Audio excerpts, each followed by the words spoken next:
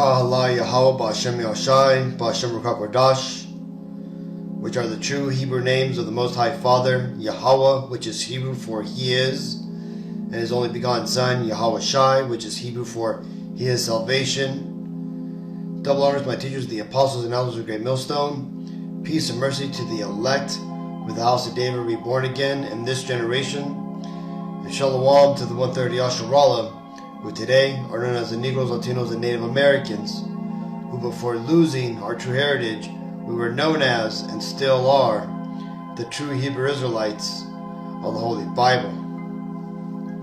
In today's lesson, we're going to get into the tribe of Issachar, or as they're known today, the so-called Mexicans, which is the tribe that I'm from.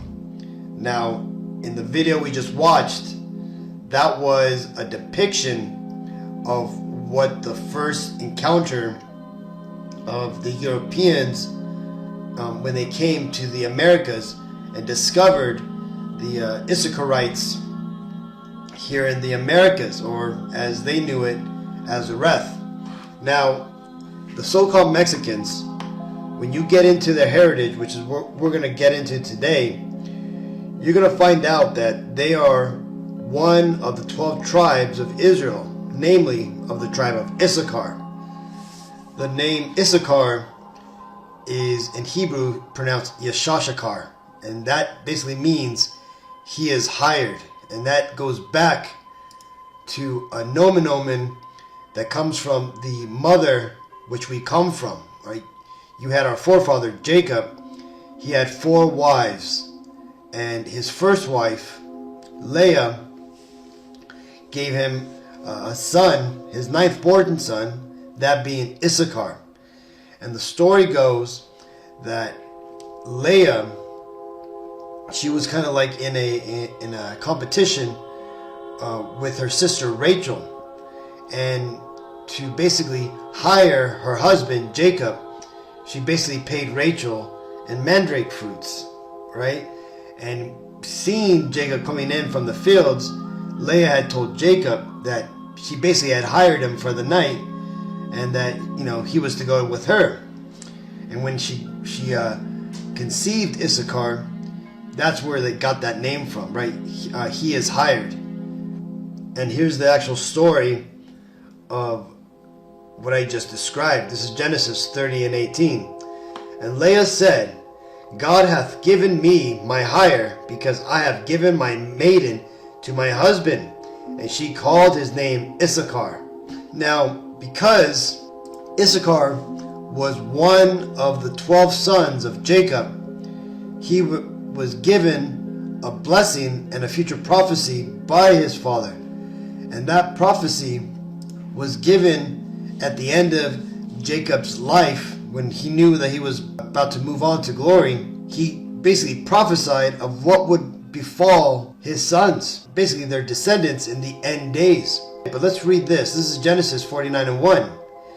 And Jacob called unto his sons and said, Gather yourselves together, that I may tell you that which shall befall you in the last days. So you see, this here is what we use today to identify which tribe or which people. Okay, and this is why the Edomites, the so-called Caucasians that try to claim that the Israelites are the European countries and whatnot, they don't match these prophecies. Okay, they don't match any of the spiritual signs that Jacob declared upon his 12 sons. This is why we know, along with the curses that came upon the Israelites, who the Israelites are today, and of those people, who the tribes of those people are. This is the blessing that, or the prophecy that Jacob gave unto Issachar. This is Genesis 49:14. Issachar is a strong ass crouching down between 2 burdens, and he saw that rest was good, and the land that it was pleasant, and bowed his shoulder to bear, and became a servant unto tribute.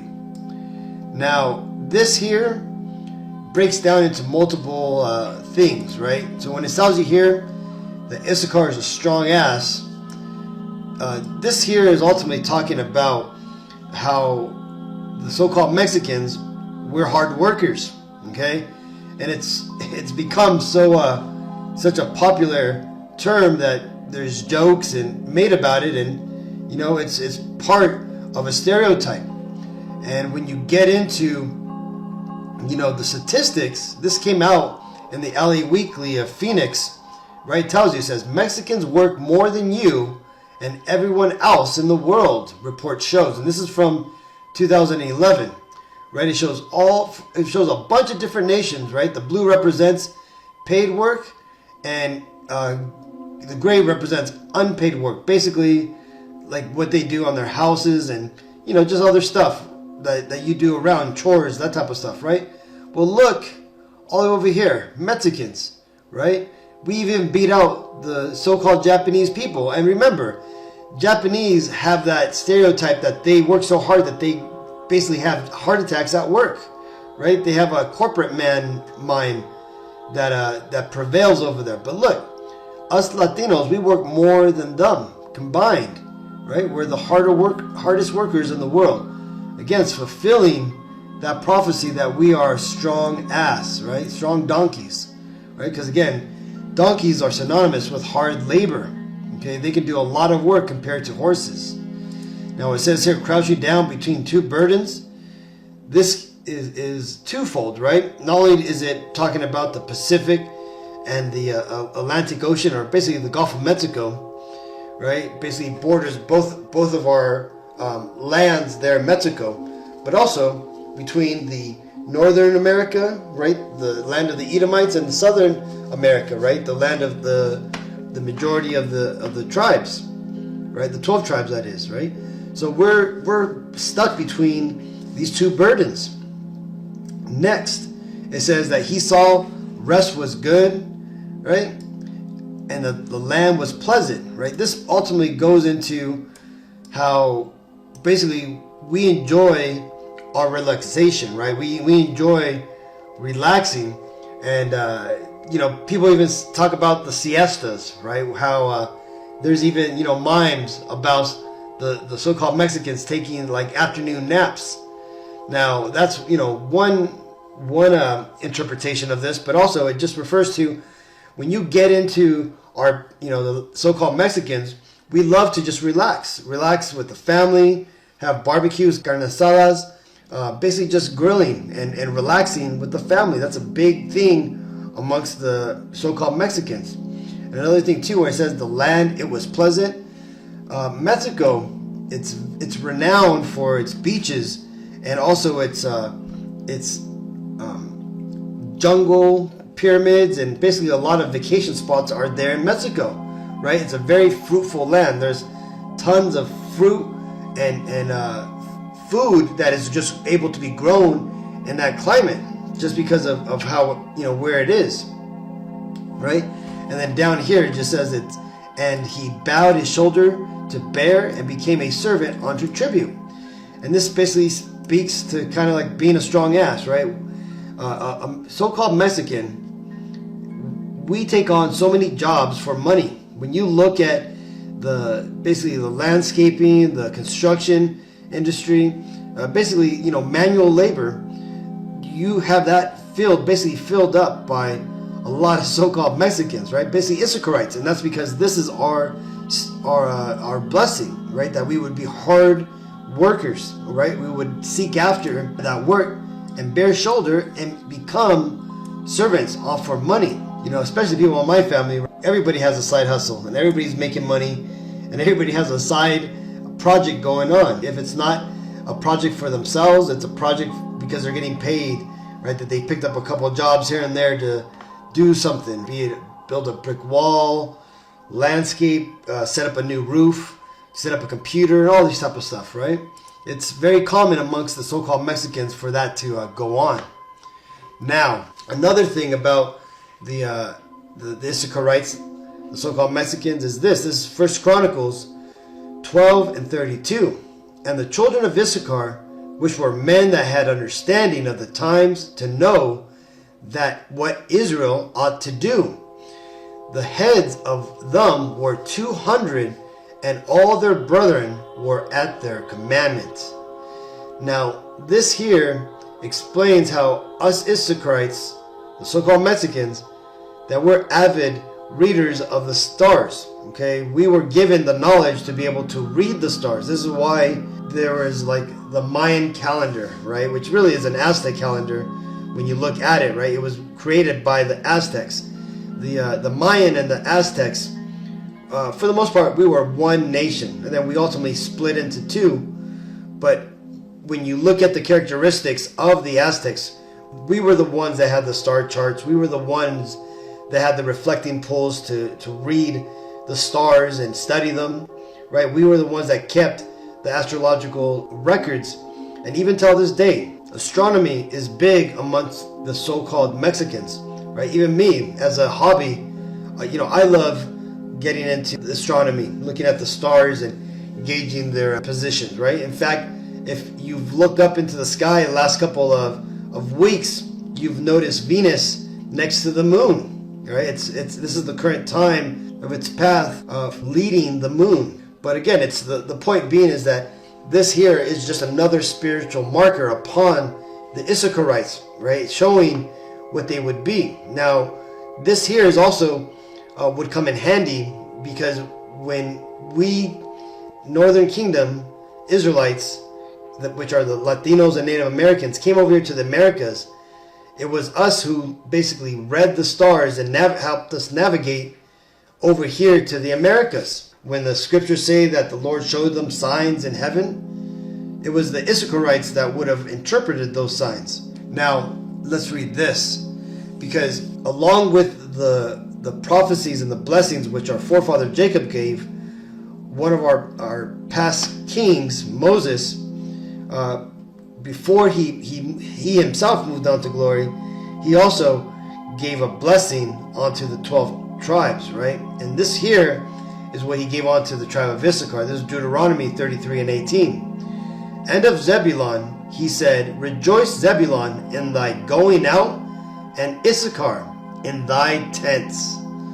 And this here was given to both of us because Issachar and Zebulun, we're always around each other. Even today, you got the Mexicans and the Salvadorians, we're dwelling right next to each other. And not only that, but we also dwelt with each other back in the time when we were in our land, right? You had Issachar here and Zebulun, right? And I have a lot of family members who've married Salvadorians. I myself used to date a lot of Salvadorians.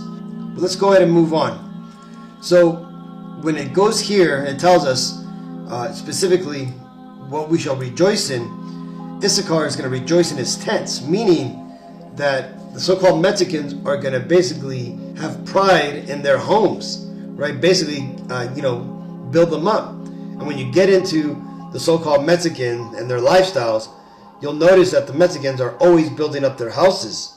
Okay, this is like a pastime, right? Just like how you have the other tribes have their own little spiritual markers. The tribe of Issachar, besides being a hard worker, they tend to always have their houses under construction or have a big elaborate setup, if they're given that blessing, that is, right? So again, that's just another spiritual marker upon our people. Now, besides that, let's go ahead and look into some of the history, because one thing about the tribe of Issachar is that we had a big hand in the governance of the Northern Kingdom. Now, the sad thing about that is that all the kings that came out of Issachar in the Northern Kingdom, for that matter, none of them were good. Now, when you look at this list here, this is a list of all the kings of the nation of Israel. It starts at Saul, and it goes from David to Solomon, and it goes through the separation of the kingdom of Israel to the southern and northern kingdom. Southern kingdom being here on the left, the northern kingdom being here on the right. And I highlighted the good or righteous kings in blue, and all the other kings basically were just wicked. Okay, now you're going to notice that all the kings on the north of the northern kingdom here on the right, they were all wicked, right? We didn't produce one good king. The only good kings came from the southern kingdom, or the so-called Negro tribes, okay? And this ultimately was just because, this is the Lord's will. Now, as it shows you here, King Hoshea of the northern kingdom was the last king, and after that, we have been taken into captivity in Assyria. But that being said, let's go ahead and go over some of these kings of the northern tribe, which were of the tribe of Issachar. And you're going to be, might be surprised, like I was, that so many of the northern kingdom kings were Issacharites, even though it was Ephraim that led the northern kingdom originally. Okay, this is King Baasha. It says his name meant Baal hears. He was an idol worshiper and was the third king of the northern Israelite kingdom of Israel. He was the son of Ahijah of the tribe of Issachar. His story is told in 1 Kings 15-16, and was a wicked king which caused Israel to sin against Yahweh. He is noted for destroying all the house of Jeroboam, and Jeroboam, the first king of Israel. All right, and then after that, you had Elah. It says the 10th king of Israel and the 4th king of the northern Israel. Okay, I basically put the 10th king because also this is accounting for the southern kingdom. All right, because I have them like listed out as far as who came after the other. But for the most part, we'll focus on the latter ranking. Right, the 4th king of the nation of Israel. Right, also referred to as Samaria. He was the son of the successor of Baasha. Chapter 16 and 1 Kings relates how Elah and all his family members were murdered by his chariot commander Zimri, who became his successor, thus fulfilling the prophecy of Jehu, the son of Hananiah, who foretold the destruction of his dynasty. And then this is Zimri, the murderer, right? King of northern Israel, which was the 5th king of North Israel, was a king of Israel for 7 days. The Bible introduces him as an Ebed, Hebrew for servant.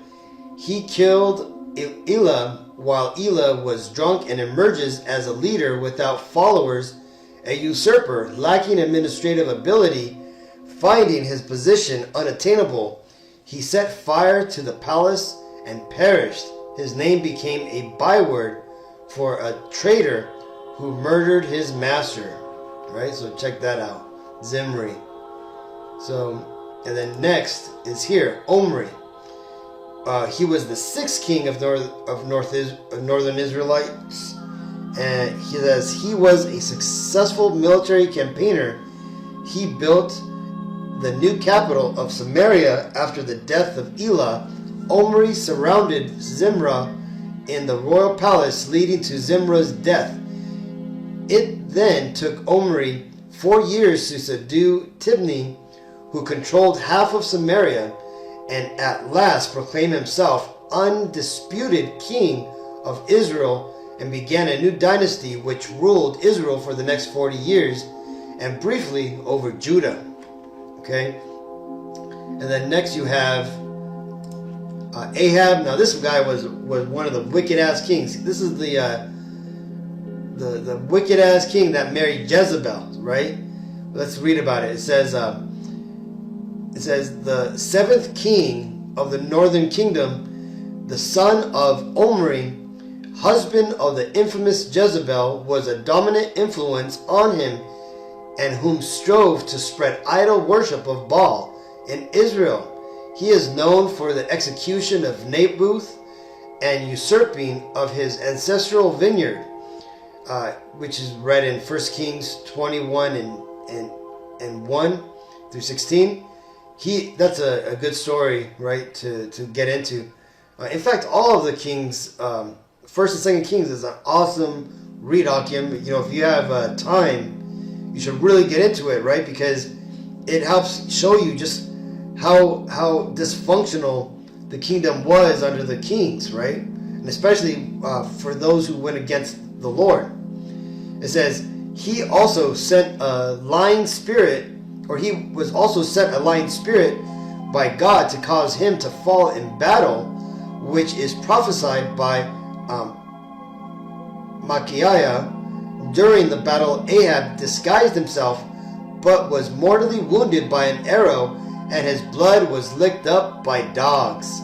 So there you go, right? So just like Jezebel was eaten by dogs, you also had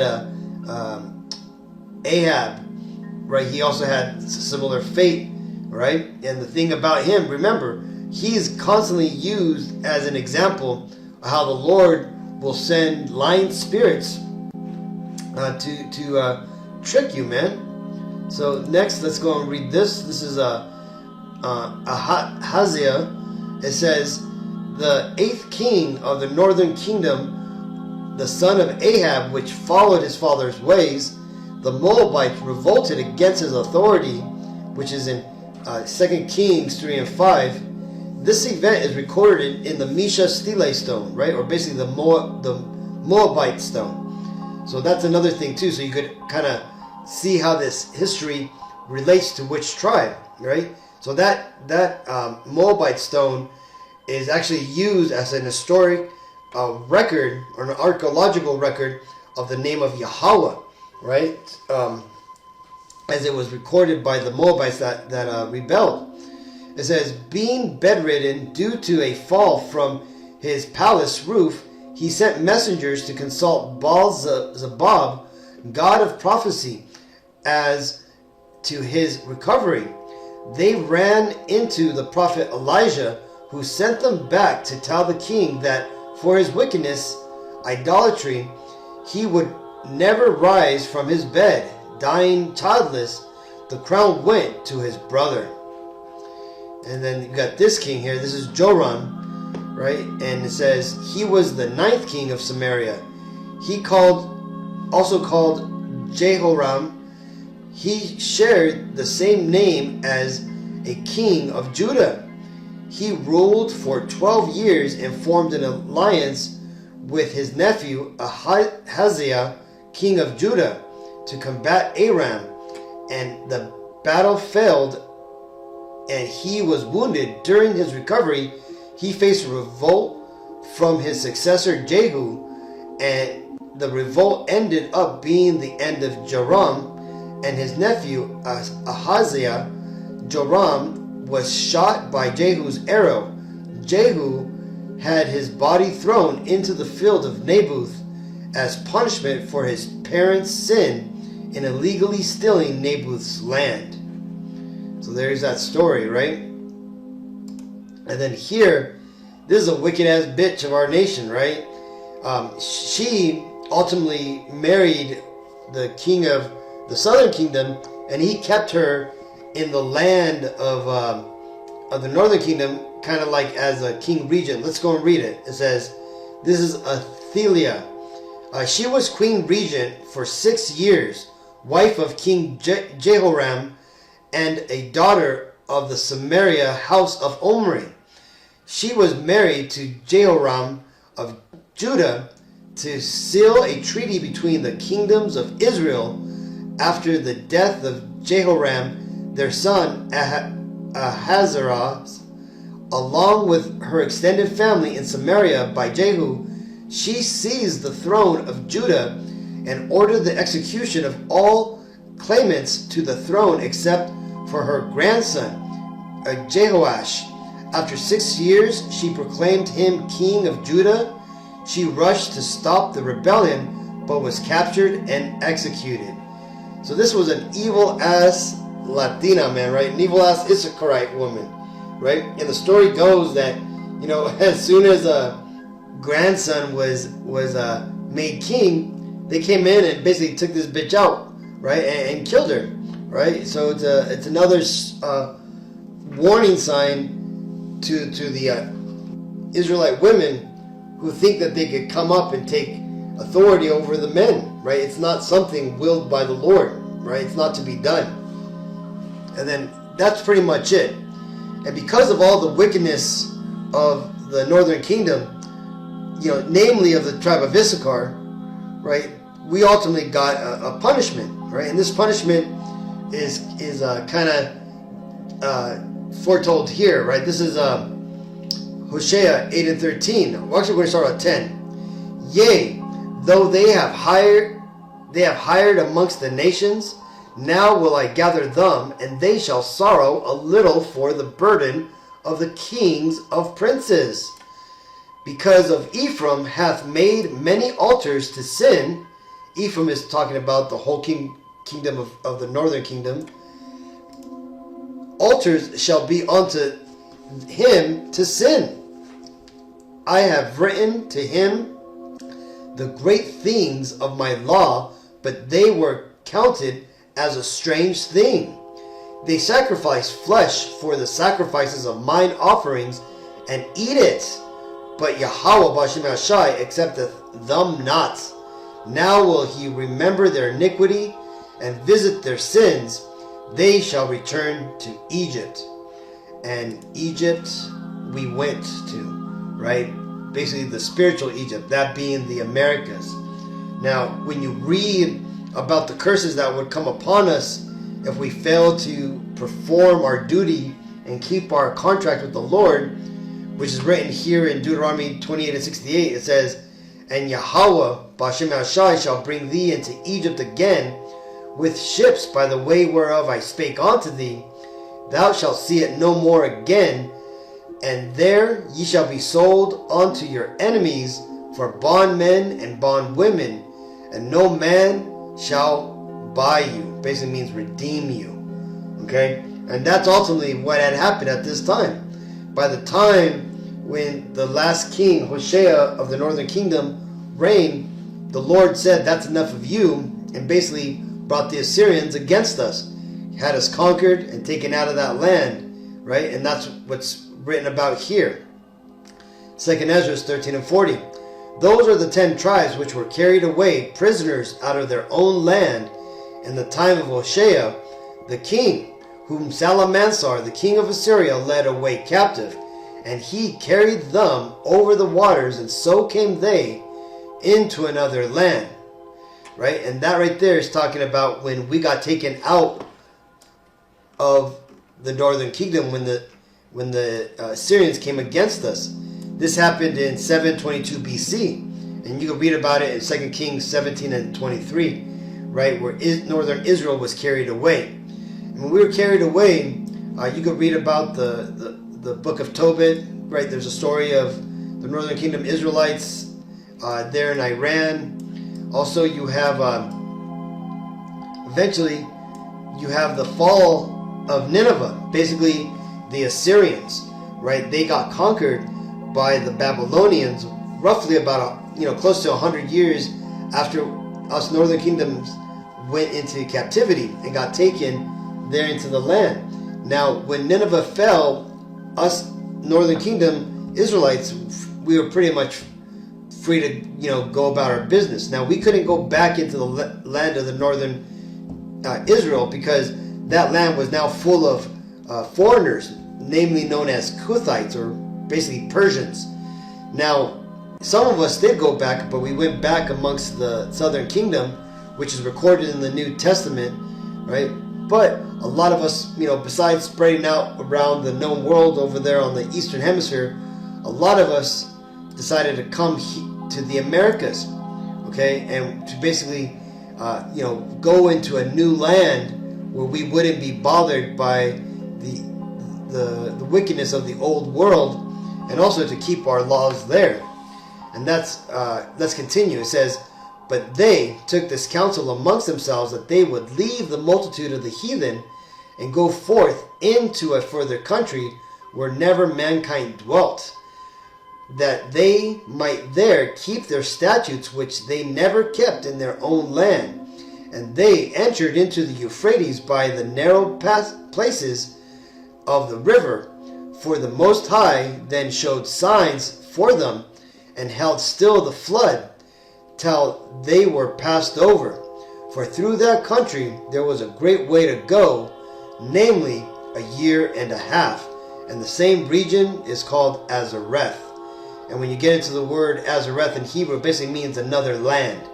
Okay, and right here where it says it took a year and a half to get here, we know through the accounts in, I think it's First Kings, under King Solomon, his navy, which were, ship managed by the Hamites, they would take 3 years to come to the Americas, called Ophir, and then go back with all the things that they had gotten from the Americas.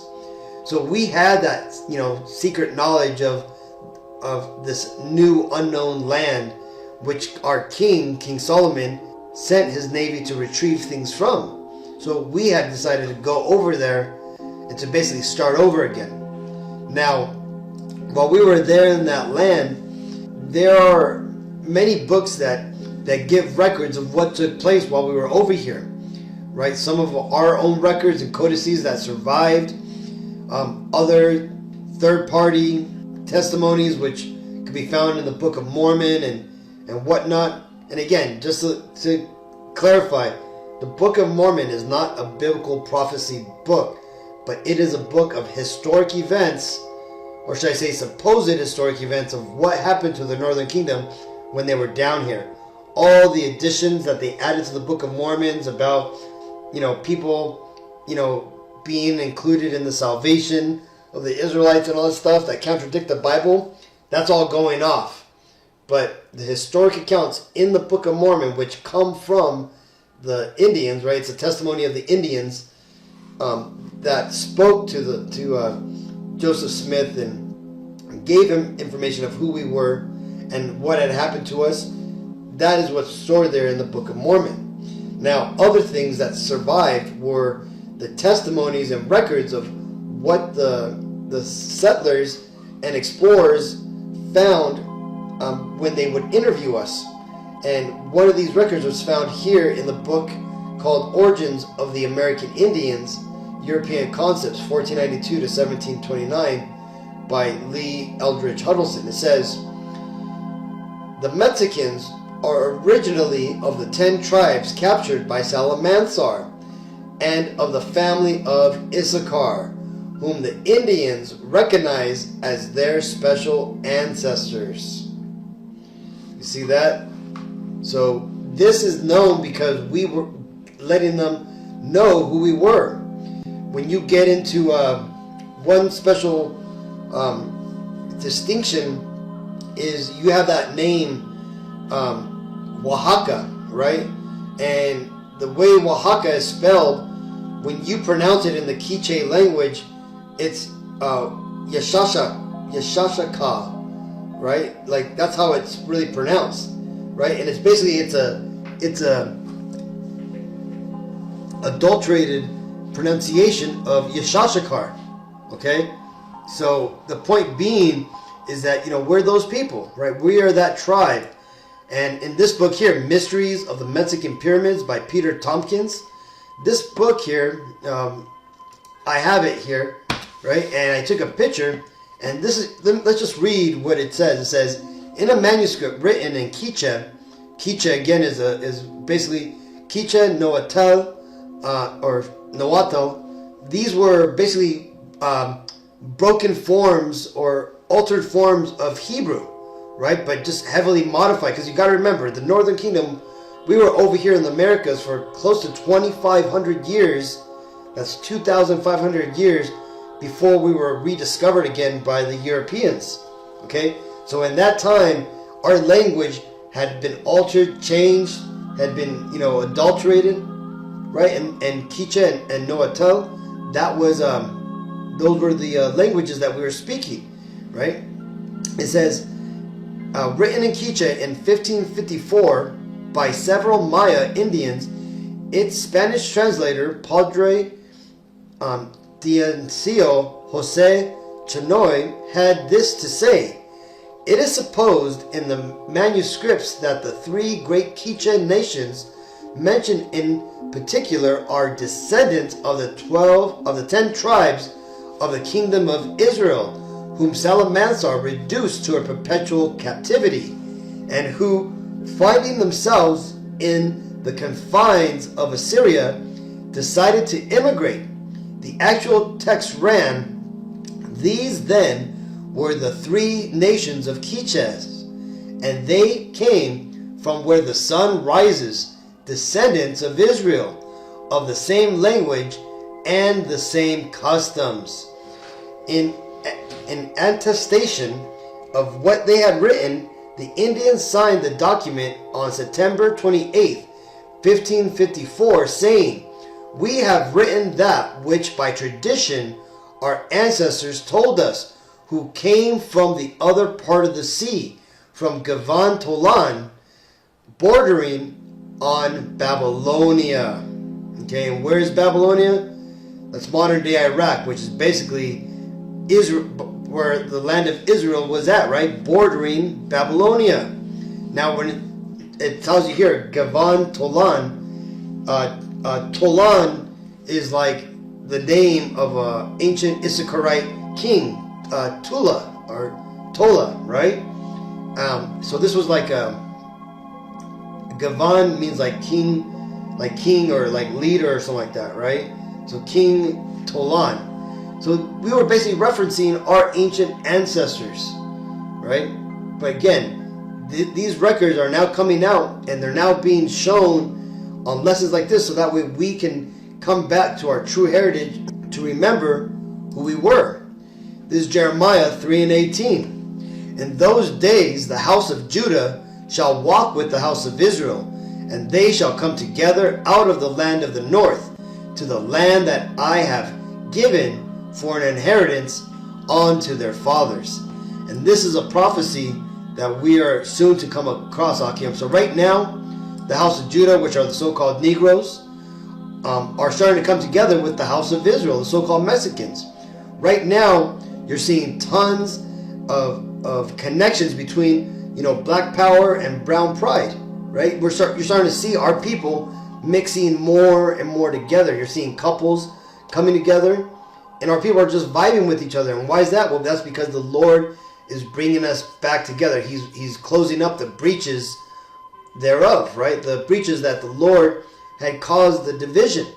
And that's because our punishment is now over, and it's time for us to, like it says here, to inherit the promise that was given to our fathers, right? To, be the rulers of the world, to get back our ancient homeland of us Aztecs, right? The Mexicans, right? That there was a land known as Aztlan that we would go back to, that this was our ancient homeland, and that we would ultimately be taken back to. When you get into the Aztec calendar, for the most part, these 4 boxes right here foretell like the 4 periods are going to come, right? This was the creation, the destruction that came. This here talks about I believe this is like the wars. I forgot what this one is, but this one here talks about the end times, when the Lord is going to rise up the Aztecs, the chosen people, up into the skies like eagles, and he's going to destroy the world. Okay, so that's what this ultimately talks about, right? And again, the reason why we have brought this up is because we are the Israelites. We had these same details and prophecies because we are the same people. This is why when you get into the Aztec commandments, when you look at them, they basically mimic the 10 commandments. Okay, it says, when Spanish friars first set foot on the American soil, they observed and recorded native religious ceremonies and rituals. They were puzzled when they found that the indigenous concepts and practices were, in many ways, quite similar to Roman Catholic practices. The natives not only practiced confessions and penance, Lent, last rites, and Holy Communion, they had their own version of the 10 Commandments, except theirs were 8, but was very similar. At one peculiar ceremony, Father Diego Duran recorded an oration regarding the 8 Indian commandments from an Aztec priest in the mid-1500s, right? And it wasn't that we were practicing Catholic rituals. We were basically practicing, Israelite rituals, which the Catholic Church had basically co-opted and taken on and made it into a religious ceremony. This is Baruch 2 and 30. For I knew that they would not hear me, because it is a stiff-necked people, but in the land of their captivities they shall remember themselves. And that's where we are now, Akim, right? If you're happy to just stumble upon this video and wanted to find out about what's going on, and this video happened to trigger something in you, remember, that's what the scriptures say is going to happen to us, right? It's happened to many of us, Northern Kingdom Israelites, especially of the tribe of Issachar, that we're finding out that our ancient, folklore, Aslan, and all these things that we were taught growing up, it all coincides with the Bible, because it's all the same story, just being told from different perspectives. So either way, Akim, hopefully this video was edifying. I want to give honor and glory and praises to Yahweh, Ba'Shem Yashayah, Ba'Shem Rakakwadash. Shalom.